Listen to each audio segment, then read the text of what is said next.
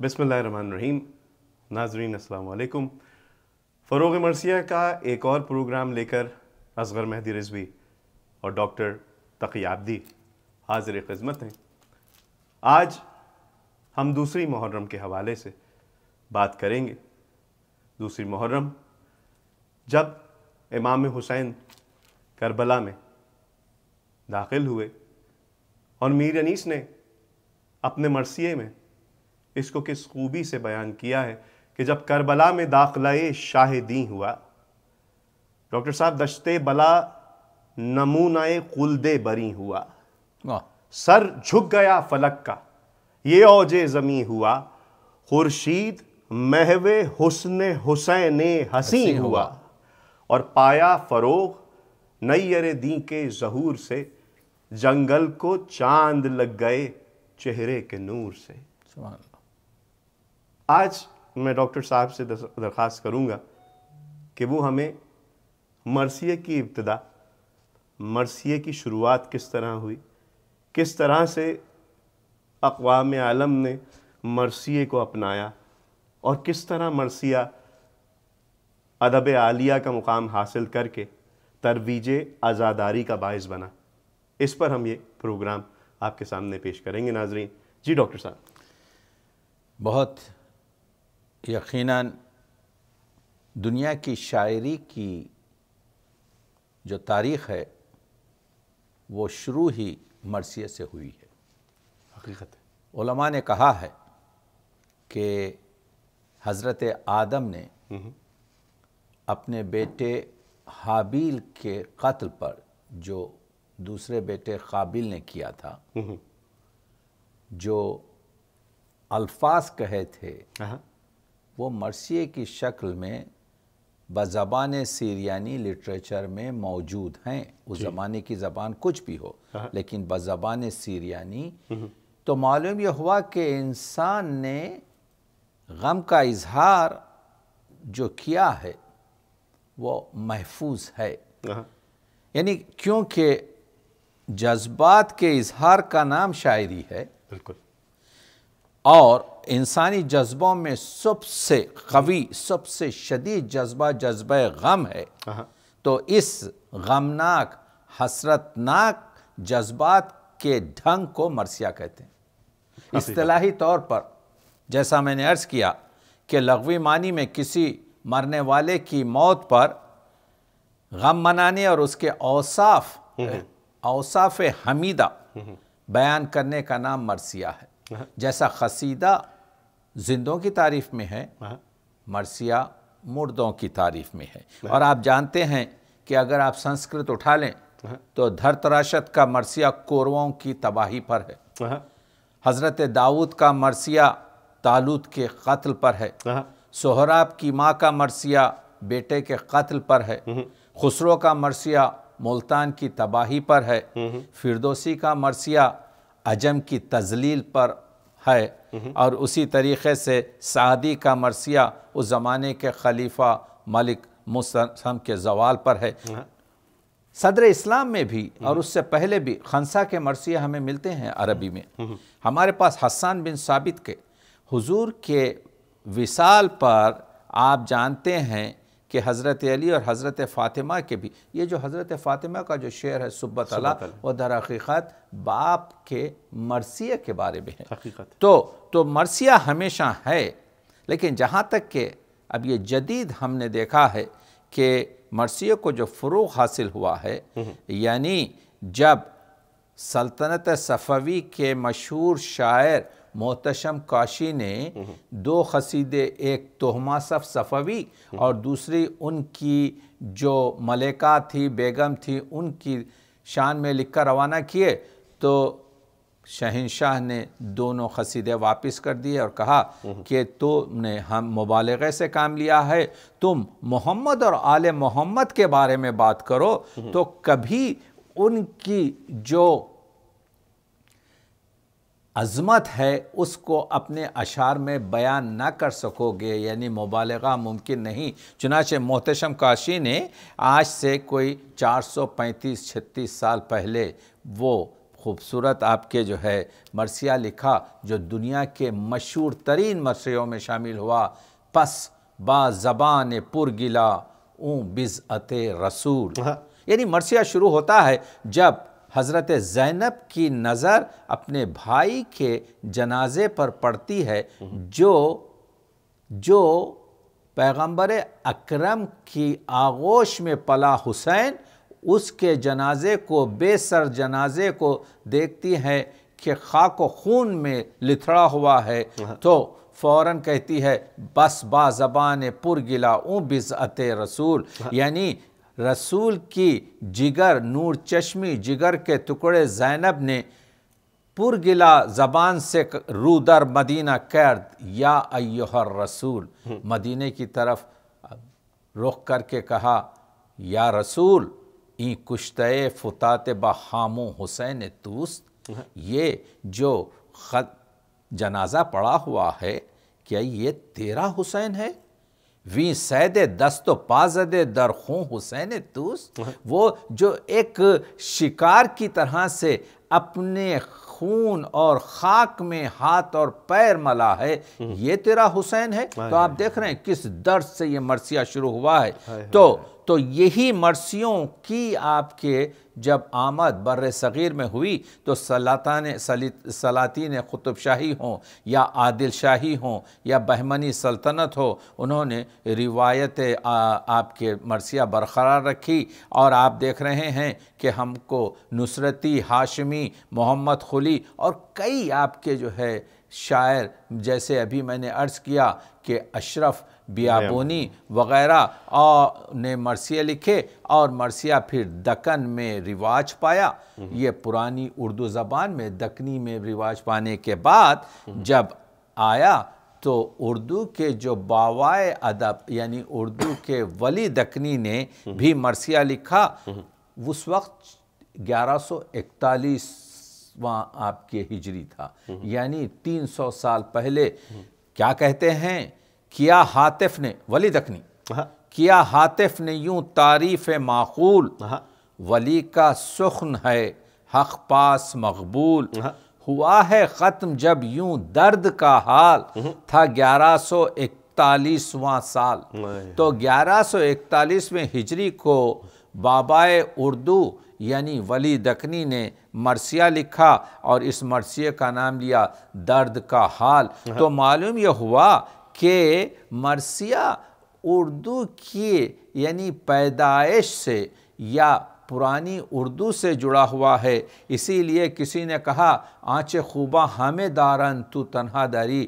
جو خوب لوگوں کے پاس فطرت میں ہوتا ہے وہ پوری چیزیں تیرے پاس ہیں. اسی وجہ سے ہم دیکھتے ہیں کہ رضوی صاحب مرثیے میں غزل کا تغزل ہے، مرثیے میں قصیدے کا شکوہ ہے، مرثیے میں تمطراق ہے، مرثیے میں مثنوی کی آپ کے جو ہے تسلسل ہے، مرثیے میں آپ محاورے دیکھیں، ضرب المثل دیکھیں، روزمرہ دیکھیں، اس کے محاسن کو دیکھیں، تشبیہات، کنائے اور آپ استعارات، اس کے علاوہ ثنائے معنوی، ثنائے لفظی، کیا چیز نہیں ہے، کون سی فصاحت نہیں ہے، کون سی بلاغت نہیں ہے جو مرثیے میں نہیں. تو مرثیہ در حقیقت نہ صرف مکالمہ نگاری کا نام ہے، نہ صرف واقعہ نگاری کا نام ہے، نہ صرف جذبات نگاری اور منظر نگاری کا نام ہے، بلکہ سب سے اہم چیز جو مرثیے میں ہے وہ مرثیہ تہذیب کا ایک پورا شاہکار ہے، انسانیت کا آپ کے جو ہے شاہکار ہے. اس میں مرثیہ رونے رلانے کی فقط چیز نہیں، مرثیہ درد کی چیز ہے، لیکن مرثیہ خودداری، عین عزت نفسی کی تعلیم دیتا ہے. تو آپ دیکھ رہے ہیں کہ مرثیے کی جو وضع ہے اور مرثیہ، تو آج سوال یہ ہوتا ہے کیا آج کے دور میں جو 21ویں صدی میں ہم ہیں مرثیے کی ضرورت ہے؟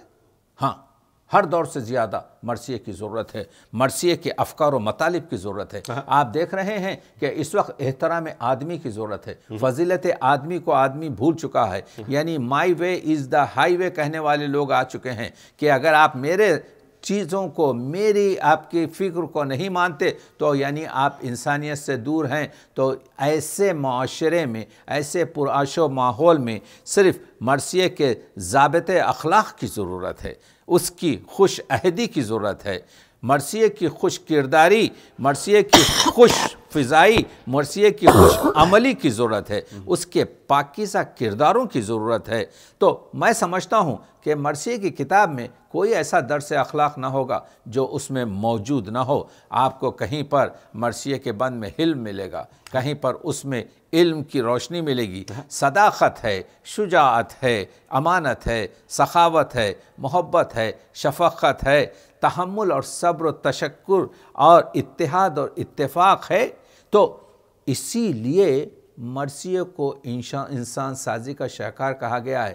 ہمارے پاس فارسی میں فردوسی کا شاہنامہ ہے، لیکن شاہنامے میں خود فردوسی کہتا ہے کہ منم ساختم رستم داستان، میں نے رستم داستان کو ولی، وہ کہتے ہیں کہ وگرنہ یلی بودے در سیستان، وہ تو ایک معمولی سا وحشی تھا جو جنگلوں میں پھرتا تھا. میں نے اپنے منہ قلم سے، میں نے اپنے قلم کی طاقت سے اسے ہیرو بنایا ہے. لیکن میں کیا بیان کروں کہ واقع کربلا کی عظمت کیا ہے، کیا نواس رسول اور اس خانواد رسول کی عظمت ہے کہ میر انیس کہتے ہیں کہ عاجز ہیں فرزدق و دبل وائل و صحباں، میں آپ کی کیا مدح کر سکوں مولا. یہاں تو بڑے بڑے آپ کے جو ہے عربی شعراء نے بھی آپ کے قلم کو ٹیک دیا ہے. تو معلوم یہ ہوا کہ کمال انسانیت کے جو نمونے اور شرافت اور آدمیت کے جو مجسمے جو کربلا میں ان اپنی دنیا کو درس دے رہے تھے، اس کو کسی طریقے سے نظم کرنا اور فیضیاب بتانا اگر کسی نظم میں ہے تو وہ نظم ہے آپ کے مرثیہ. اور مرثیہ مخصوصاً اردو مرثیے کی بات میں کر رہا ہوں. اردو مرثیہ وہ ہے جس کے لیے آپ مقدمہ حالی کو دیکھ لیجئے. حالی کہتے ہیں کہ ہر چیز کو تو پڑھا جائے لیکن مرثیے سے روگردانی نہ کی جائے.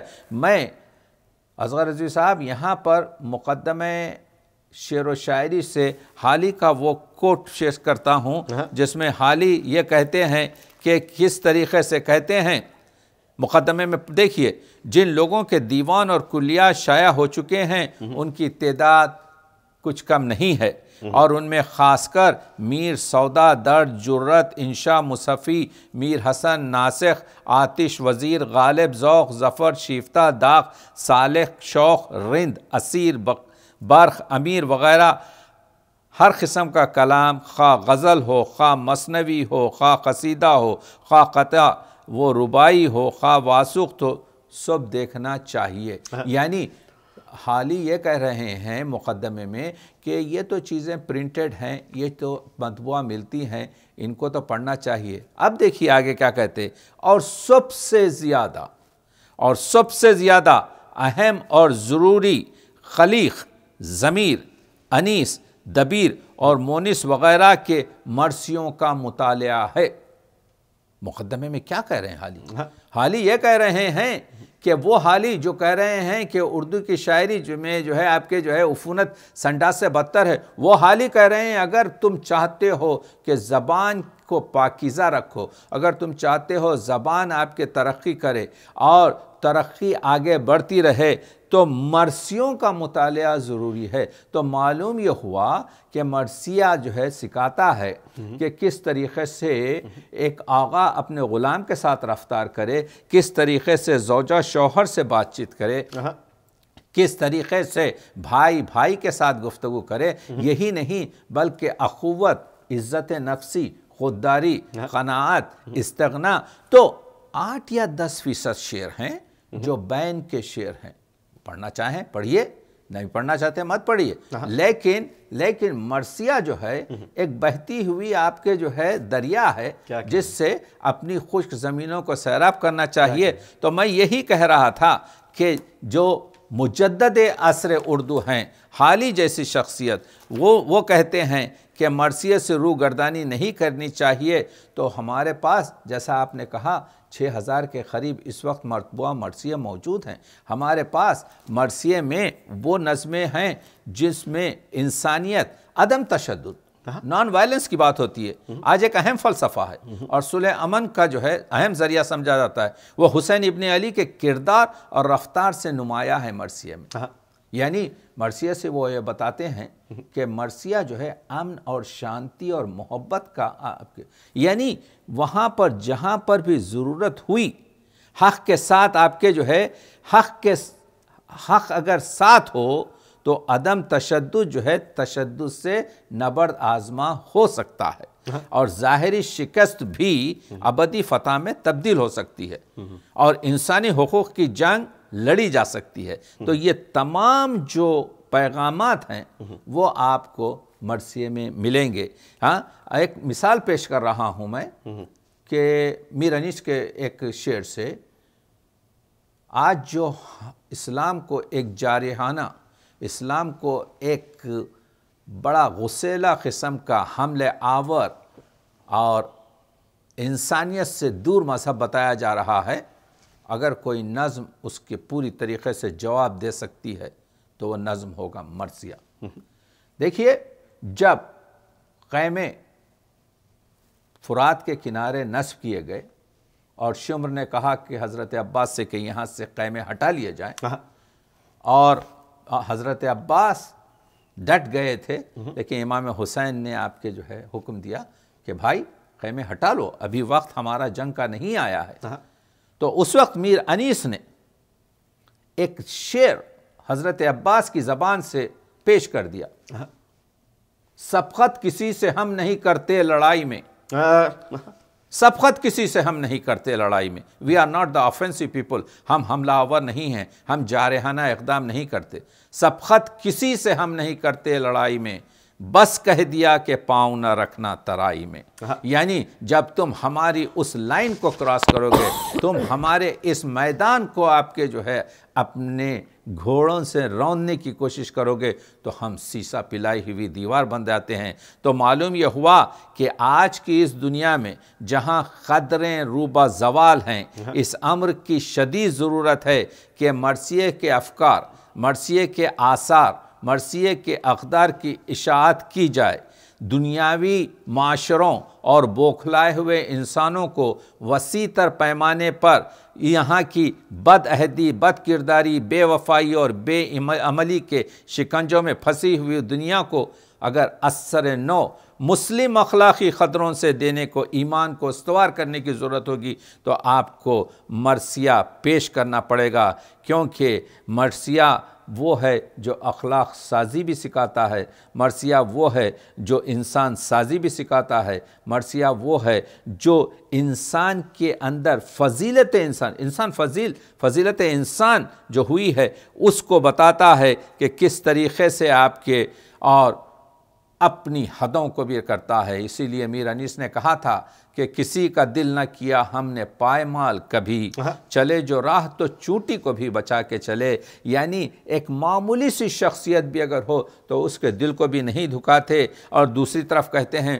کہ انسان بغیر کوشش کے کچھ نہیں ہوتا. قرآن مجید کی آیت ہے کہ انسان صحیح کے بغیر کچھ نہیں ہے، کوشش کے بغیر کچھ نہیں ہے. جو آبرو کا ہے طالب تو کر عرق ریزی، یہ کشمکش ہوئی تب پھول سے گلاب بنا، یہ کشمکش ہوئی تب پھول سے گلاب بنا. تو آپ دیکھ رہے ہیں کہ کس طریقے سے مرثیہ اگرچہ کہ یعنی ایک واقعات نگاری اور ایک عظیم سانحہ اور ایک عظیم واقعے کی نظم ہے، لیکن جہاں کہیں بھی موقع ملتا ہے اس میں وہ چیزیں پیش کی جاتی ہیں جو ایک معاشرے کے لیے، جو ایک سماج کے لیے، جو ایک فرد کے لیے. تو فرد سازی بھی ہے، اس میں جماعت سازی بھی ہے، اس میں جہان سازی بھی ہے، اس میں خود شناسی بھی ہے، اس میں جہان شناسی بھی ہے، اس میں خدا شناسی بھی ہے.